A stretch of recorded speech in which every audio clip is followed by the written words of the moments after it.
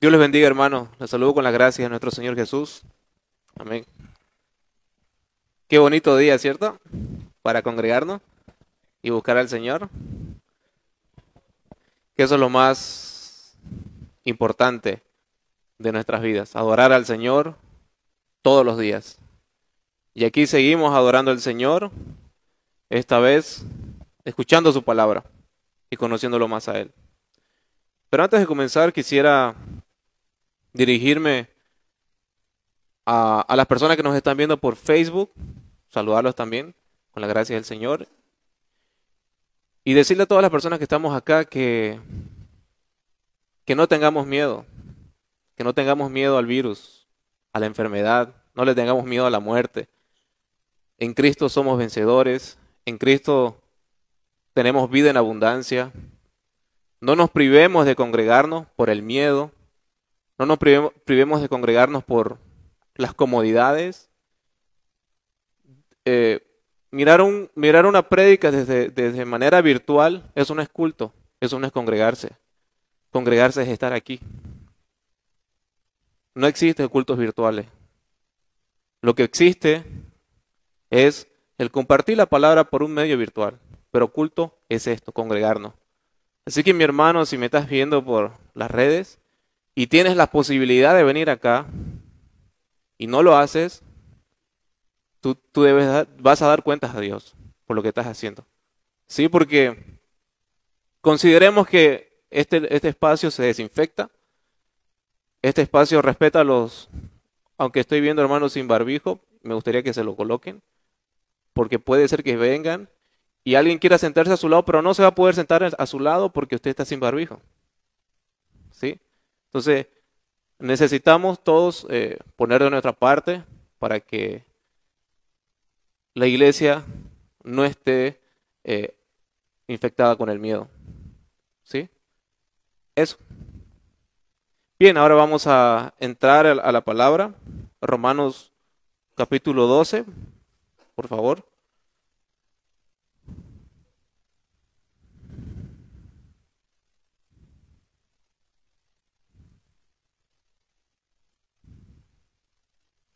Vamos a leer los primeros versículos, ¿cierto? Por favor, Romanos 12, el 1 al 2.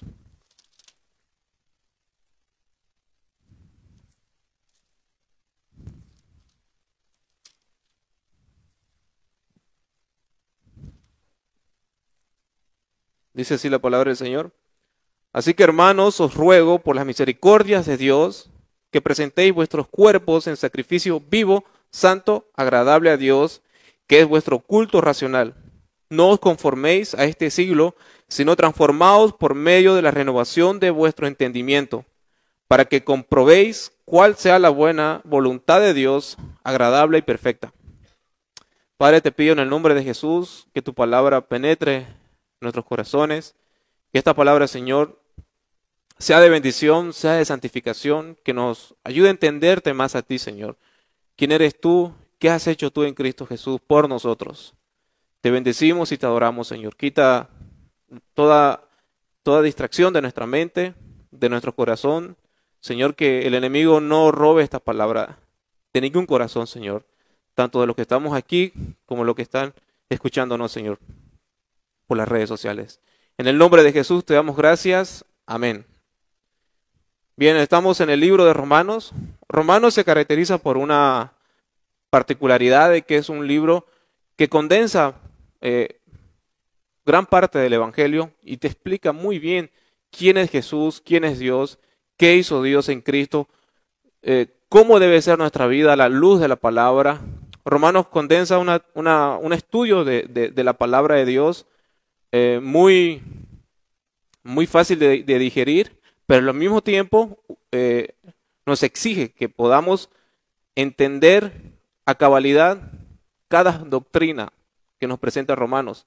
Por ejemplo, del Romanos del 1 al 11, lo que Pablo hace es enseñarnos doctrina. ¿Quién es Dios? ¿Quién es Cristo? En Romanos 1 al 2 nos habla de que la justicia de Dios se revela desde el cielo contra toda impiedad. Nos habla de que el Evangelio es poder de Dios. En Romanos 3 nos está hablando de nuestra depravación total, de que el hombre está totalmente corrupto y caído y que necesita de Dios. ¿Sí? Romanos 1 nos enseña quién es Dios, cómo se revela en la creación. Nos habla del poder del Evangelio, que es capaz de transformar y cambiar una vida. Y como decían Romanos, a partir del 3 hasta el 4 nos enseña sobre quiénes somos nosotros. ¿Cuál es nuestra esencia? Nuestra esencia es ser hombres corruptos, una voluntad esclavizada al pecado. A partir del 4 hasta el 6 nos habla de la justificación por la fe, ¿sí? El apóstol Pablo desglosa esa doctrina diciéndonos que tenemos paz para con Dios a través de la muerte sustitutiva de Cristo, ¿sí? Jesús toma nuestro lugar de pecadores y nosotros alcanzamos perdón y salvación poniendo nuestra fe y arrepentimiento en la obra de Cristo. A partir de Romanos 8 hasta el 11 nos está hablando acerca de la elección que hace Dios, cómo Dios coloca su amor sobre personas pecadoras, cómo Dios decide perdonar de manera libre y voluntaria a quien a Él le place, ¿sí?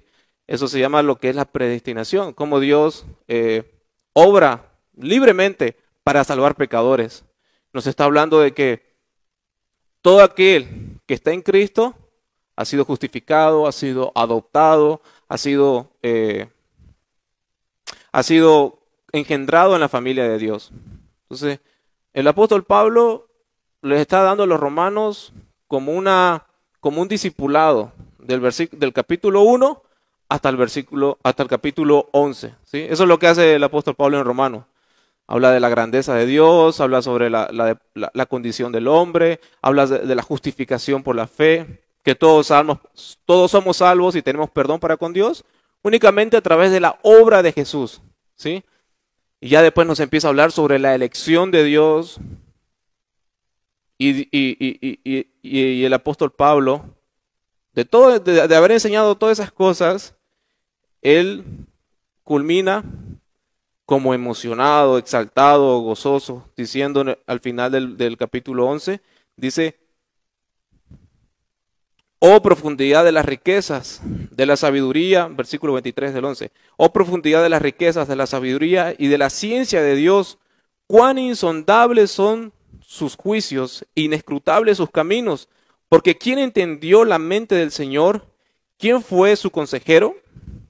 ¿Quién le dio a él primero para que le fuese recompensado? Porque de él y para él, porque de él y por él y para él son todas las cosas. A él sea la gloria por los siglos de los siglos. Amén. Entonces, después de haber enseñado todo ese cúmulo de doctrinas, de enseñanza, de quién es Dios, Pablo, él mismo queda asombrado por todo eso. ¿Sí?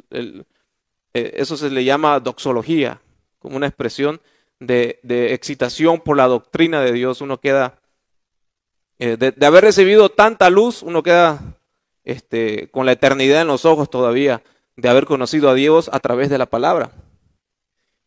Y ya después de haber dicho todo eso, a partir del capítulo 12, en lo que el apóstol Pablo empieza a dar principios prácticos para vivir todo lo que él ha dicho, ¿sí? Todas las cosas que ya el apóstol Pablo había enseñado, ahora les está diciendo, pero tienen que hacer esto y esto y esto. O sea, tienen que aplicar todo lo que ya saben de lo que les he enseñado del Evangelio. Ahora toca aplicarlo, tienen que caminar sobre esto. ¿Cómo van a vivir siendo justificados por la fe? ¿Qué significa ser elegidos por Dios? ¿Cómo pueden lidiar con ese pecado con el cual nacen a este mundo? Y aquí hay algo muy importante que debemos de resaltar, que el Evangelio, para que nosotros podamos vivir conforme a la voluntad de Dios, tenemos que conocer las Escrituras y lo que Dios ha dicho de nosotros, ha dicho de Él y de nosotros, ¿sí? Por más que yo quiera hacer la voluntad de Dios en este mundo, si yo no conozco quién es Dios, qué ha hecho Él por mí, ¿qué ha hecho Dios en Cristo por mí? Yo no voy a saber cuál es la voluntad de Dios. El mundo tiene la gran pregunta, ¿cuál es la voluntad de Dios? ¿Sí? Todos tienen esa pregunta. Pero la voluntad de Dios está en este libro, en la santa palabra de Dios. Y si no la conocemos, no vamos a saber cómo hacer la voluntad de Dios. Por eso el apóstol Pablo se tomó 11 capítulos. No es que él pone capítulos, no existían los capítulos. Él ni sabía que le íbamos a poner nosotros capítulos a la Biblia. Pero son 11 capítulos donde él se esmera para enseñarles a los cristianos quién es Dios. ¿Y qué ha hecho Dios por nosotros? ¿Y qué ha hecho Dios en Cristo Jesús? ¿Sí? Él se esmera. Pero muchas veces nosotros, la regla por lo general, es que nosotros pensamos que vamos a conocer la voluntad de Dios de manera mística, ¿no? En un sueño, en una visión, vamos a conocer la voluntad de Dios porque alguien nos va a decir algo del futuro de nosotros. Eso no es la voluntad de Dios. Así como el apóstol Pablo se esmeró para enseñar quién es Dios a través de un discipulado exhaustivo, nosotros debemos de buscar lo mismo en la palabra del Señor. Congregándonos de manera privada, de esas dos maneras. Congregándonos, escuchando la palabra y de manera privada. Si no hacemos eso, entonces estamos viviendo un cristianismo anémico, desnutrido, ¿sí? Hacemos todo pensando que es la voluntad de Dios. Así que ya Pablo, entrando en la aplicación de lo que ya él ha dicho, de quién es Dios, dice, continuando con lo que ya había dicho hace un momento, con toda esa doxología, esa adoración que él hace, porque de él y para él y por él y para él son todas las cosas, a él sea la gloria por los siglos, amén. Y dice, continuando a eso, así que, hermanos, os ruego por las misericordias de Dios que presentéis vuestros cuerpos en sacrificio vivo, santo, agradable a Dios, que es vuestro culto racional. Y aquí usa Pablo una palabra típica del Antiguo Testamento o del Viejo Pacto. Dice sacrificio. Pero antes de entrar a esa palabra, me gustaría que pensemos en lo que significa las misericordias de Dios.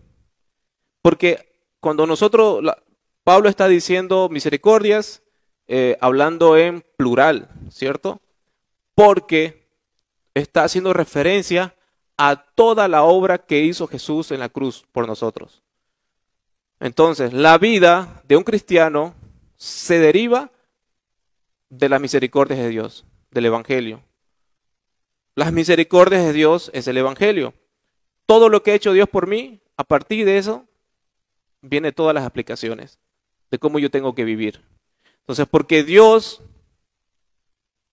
conociendo mi pecado, conociendo toda mi maldad, Él aún así me amó, aún así envió a Jesús por mí en la cruz. Dios determinó que así sea por mí.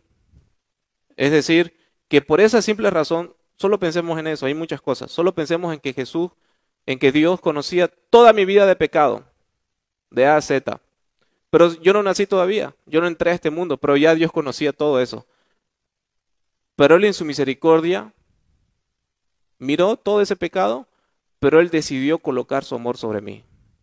Eso era suficiente. Eso es más que suficiente para que nosotros podamos vivir en adoración para Dios. Os ruego, así que hermanos, os ruego por las misericordias, es decir, por todo lo que Dios ha hecho por ustedes. Correspondamos a esa misericordia, dice el apóstol Pablo. Vivamos conforme a lo que Dios ha hecho por nosotros en esa cruz. Que presentéis vuestros cuerpos en sacrificio vivo. Esa palabra sacrificio, cuando se le venía a la mente de un judío o de un pagano, normalmente se le venían tres cosas: un animal, un templo y un sacerdote. Porque la forma de adorar a Dios, a Jehová, o a un Dios, un ídolo, siempre existían estos tres elementos. Un sacrificio correspondía a un templo, a un animal y a un sacerdote. Pero si analizamos el contexto del sacrificio que nos pide que seamos nosotros, tenemos que mirar nuestra unión con Cristo. ¿sí? Porque Jesús, cuando estuvo frente al templo de Herodes, donde él construyó ese templo, él dijo, Jesús, destruyan este templo y en 3 días Dios los levantará. Y más adelante dice que él hablaba de sí mismo, de su cuerpo. Estaba anunciando su resurrección. En Jesús se cumple estos 3 elementos, porque Jesús es el sacrificio perfecto. Jesús es el Cordero que quita el pecado del mundo. Jesús es literalmente el templo de Dios. En él habitó la esencia de Dios. Jesús es el sacerdote. Jesús es el que intercede por su iglesia. Él es el único que tiene la vida literalmente al pie de la ley de Dios consagrada. Él es el perfecto sacerdote, es el perfecto sacrificio, Él es el perfecto templo. Jesús cumplió a cabalidad con ese propósito aquí en la tierra. ¿Sí? Entonces, y nosotros, al nacer de nuevo, nos unimos con Cristo. Y en esa unión que tenemos con Cristo, ahora nosotros también, no igual a Él, porque Él es Dios, sino que nosotros también, como Él, somos un sacrificio vivo para Dios. Ahora nosotros somos el templo del Espíritu Santo. ¿Sí? Y nosotros también somos los sacerdotes de Dios. Nación santa, real sacerdocio, ¿verdad? 1 Pedro 2:4 nos dice, acercándonos a Él, son casi las mismas palabras de Romanos 12:1. 1 Pedro 2:4, acercándonos a Él, piedra viva, desechada ciertamente por los hombres, mas para Dios escogida y preciosa. Vosotros también, como piedras vivas, sed edificados como casa espiritual y sacerdocio santo para ofrecer sacrificios espirituales aceptables a Dios por medio de Jesucristo. Pedro está haciendo un eco a Romanos 12:1. Él también utiliza las palabras, vosotros también, como piedras vivas, sed edificados como una casa espiritual, un templo, como un sacerdocio santo, para ofrecer sacrificios espirituales aceptables a Dios por medio de Jesucristo. Entonces, estos sacrificios en nada tienen que ver con el perdón de pecados, ¿sí? Porque ya Dios nos perdonó por nuestros pecados al poner nuestra fe en Jesús. Esa es la única manera en cómo Dios perdona pecados. Esto tiene que ver con una vida, con una vida consagrada totalmente a Dios, ¿sí? El sacrificio que nosotros damos a Dios es entregarnos de lleno a la voluntad de Dios. Entregarnos de lleno a la adoración. Básicamente eso significa entregarnos de lleno a la adoración. Ese es un sacrificio. Que todo nuestro cuerpo alabe al Señor. Por eso es que decía a un principio que nosotros venimos aquí no a adorar a Dios porque es domingo. Venimos aquí continuando adorando a Dios porque lo hemos estado, se supone que lo hemos estado haciendo durante toda la semana. Porque para presentar nuestros cuerpos en sacrificio vivo, santo y agradable a Dios, no se requiere 1 hora o media hora de culto, se requiere toda tu vida. Porque de nada sirve que nosotros le mintamos a Dios cantando canciones que no vivimos y vengamos aquí creyendo que estamos adorando a Dios, ¿sí? Cuando no existe una mente renovada, un corazón transformado y un conocimiento de la palabra de Dios. Cuando hemos perdido de vista la hermosura de Cristo en nuestras vidas. De nada sirve, mi hermano, que toda la semana tú hayas tomado tus propias decisiones, tú hayas vivido de la manera en que tú has querido y no has mirado qué dice la voluntad de Dios para ti. Y no has consultado a Dios. Ser un sacrificio implica eso. Que yo sea absorbido por la palabra de Dios. Que todos mis días sean días llenos de Dios. Y tal vez puede significar eso que algunos te digan que sos fanático o que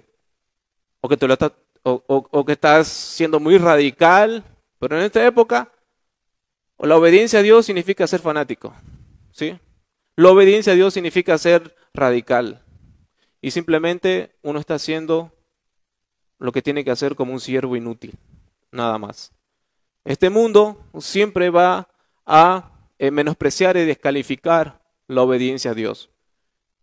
Entonces el llamado es, en el versículo 1, a que presentemos nuestros cuerpos, todos nosotros. La razón por la que pide que nuestros cuerpos sean un sacrificio es porque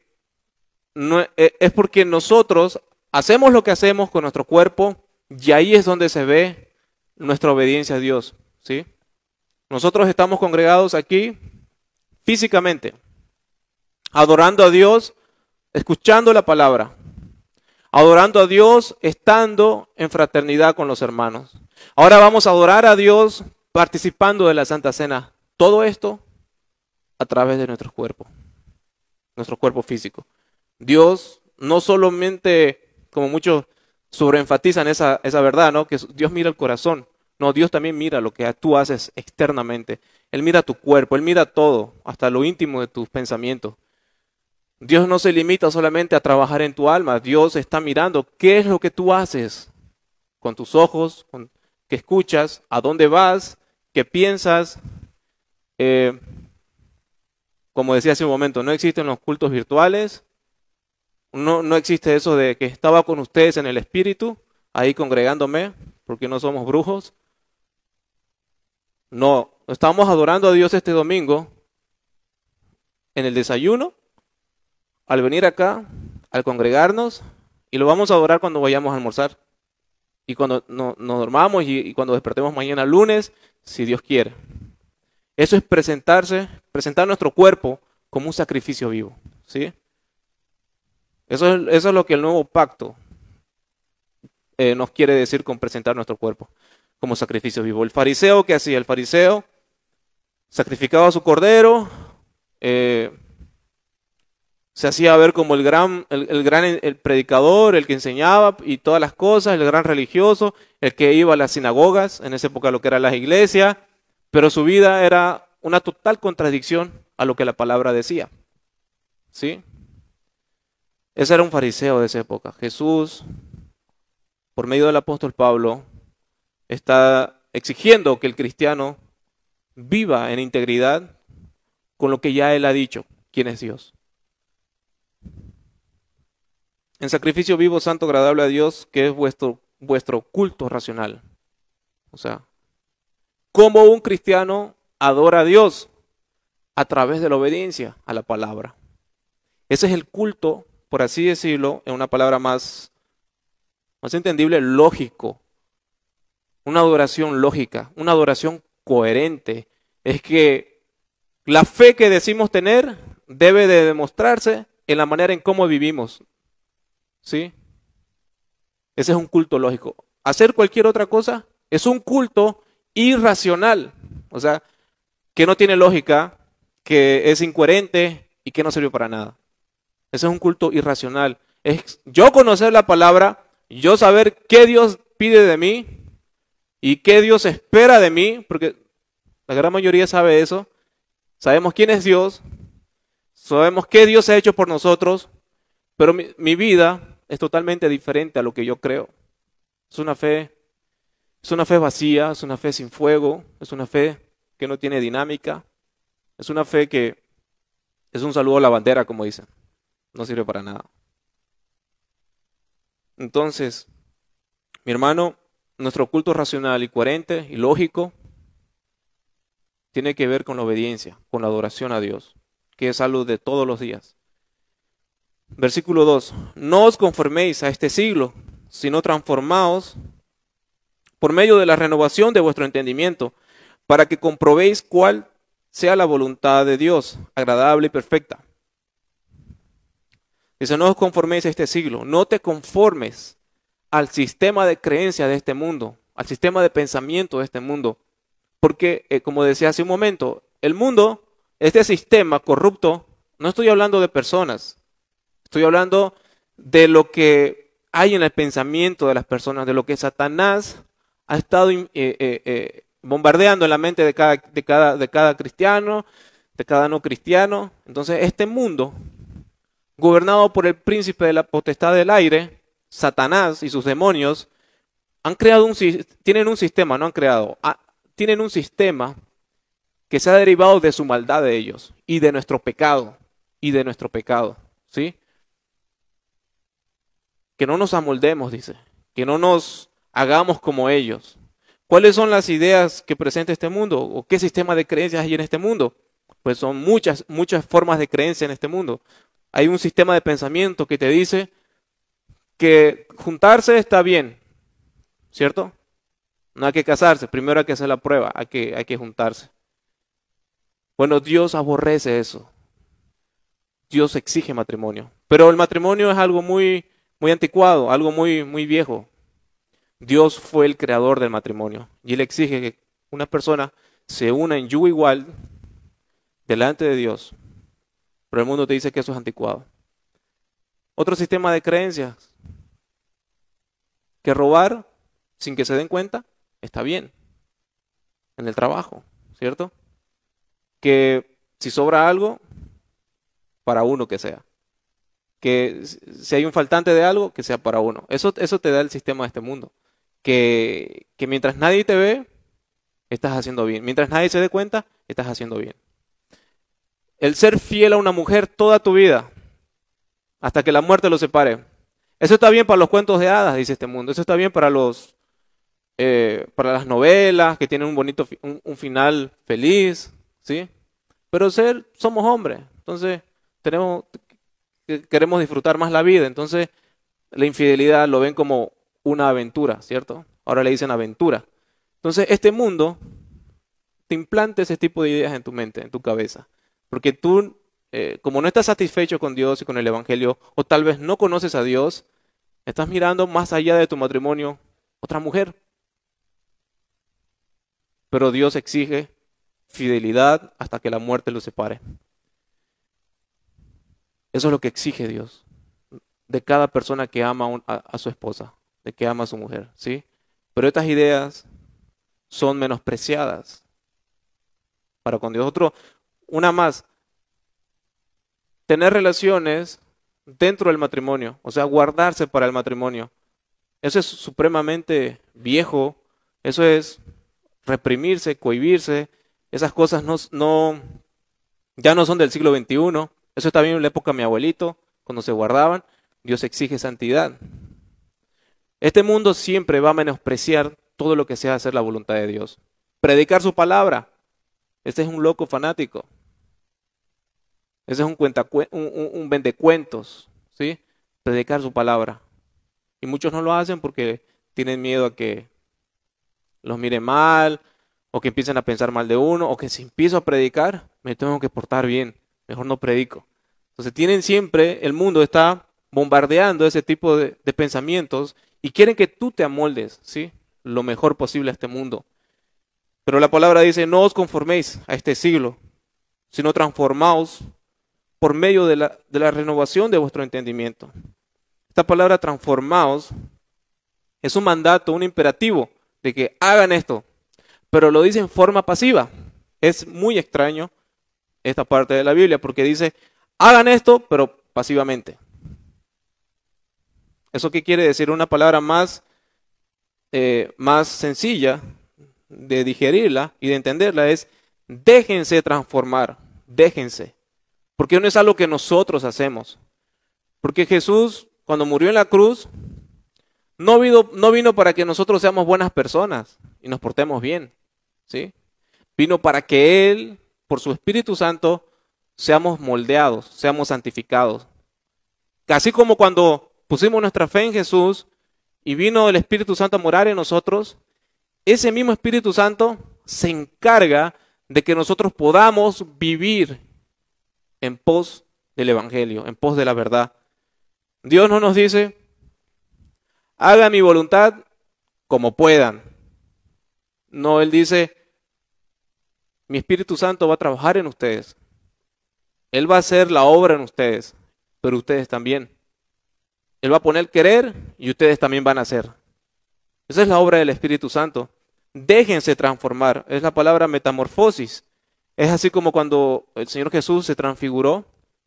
y estaban los dos profetas Elías y Moisés, y Jesús se hizo ver como Dios por unos segundos delante del apóstol Pedro y Juan, ¿cierto? Y Santiago, lo vieron en la transfiguración del monte.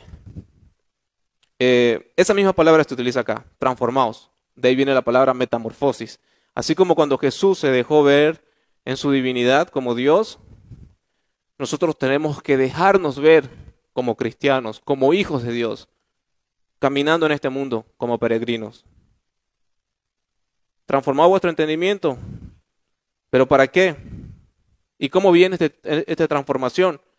La transformación de nuestro entendimiento viene a partir de conocer la palabra de Dios. Lo que decíamos hace un momento. Que mientras yo no conozca la palabra del Señor, mi mente y mi corazón no esté expuesta a lo que Dios dice en su palabra, mi mente no va a ser renovada nunca, ni transformada nunca. ¿Sí? Porque es algo que yo tengo que hacer. Y si yo no lo hago, no va a suceder la transformación. Por eso que muchos cristianos son llevados por todo viento de enseñanza. Aparece una enseñanza allá en otra iglesia, la nueva enseñanza, qué sé yo, que todos somos Jehová Junior, o que podemos decretar, podemos hacer cosas raras, actos proféticos y demás cosas. Entonces ese cristiano va allá y ya no, allá hay fuego, allá se siente, allá la gente se para cayendo, es tremendo. Y uno va al EGM y te enseñan sobre pecado, arrepentimiento, fe, qué aburrido. Así mucha gente piensa así, ¿sí? Porque no hay emoción, quieren cosas bonitas, promesas y demás cosas. Pero la doctrina de Dios nos enseña a que se enseñe todo el consejo. No estoy diciendo una redundancia gratis. Dios nos enseña a que enseñemos todo el consejo de Dios. Todo el consejo de Dios. Capítulo por capítulo, versículo por versículo. Esa es la manera en cómo nosotros vamos a renovar nuestro entendimiento. Y si te aburre, es porque has perdido la belleza de Cristo. Estás desenfocado. Tu pecado ha eclipsado la santidad de Dios en tu vida. Entonces, ¿qué tienes? Adormecimiento espiritual, enfriamiento espiritual. ¿No te conmueve saber que sos justificado solamente por creer? ¿No te conmueve creer que has sido adoptado a la familia de Dios? ¿No te conmueve creer que aún sabiendo Dios la gravedad de tus pensamientos pecaminosos y la gravedad de lo que tú haces, aún así Dios te sigue amando porque pusiste tu fe en Jesús y Él tiene perdón para ti y misericordia? La renovación de nuestro entendimiento tiene que ver básicamente con eso. ¿Y cómo es este proceso de la renovación de nuestro entendimiento para comprender cuál sea la voluntad de Dios? Nos lo dice en 2 Corintios 3:18, ya terminando la exposición de la palabra.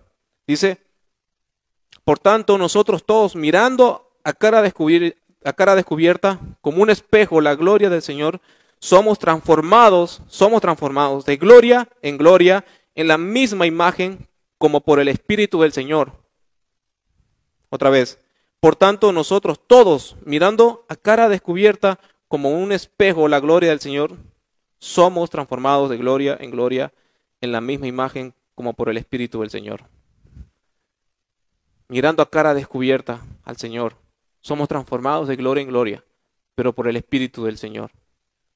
Ese es el proceso de cómo somos transformados. Mirando a Cristo, mirando la cruz, mirando su obra perfecta que Él hizo por nosotros. Mirando a Cristo somos transformados, mirando su palabra somos transformados. No viene la transformación porque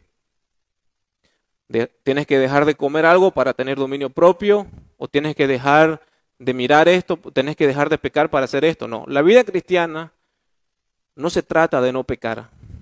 La vida cristiana se trata de amar a Dios. Y por esa razón uno no peca o evita pecar y lucha contra el pecado, porque el Espíritu del Señor está obrando y forjando carácter como el de Cristo en nosotros, hasta que Él venga. Ese es el proceso que promete Dios a través de su Espíritu Santo en nosotros. Para que comprobéis cuál sea la voluntad de Dios agradable y perfecta.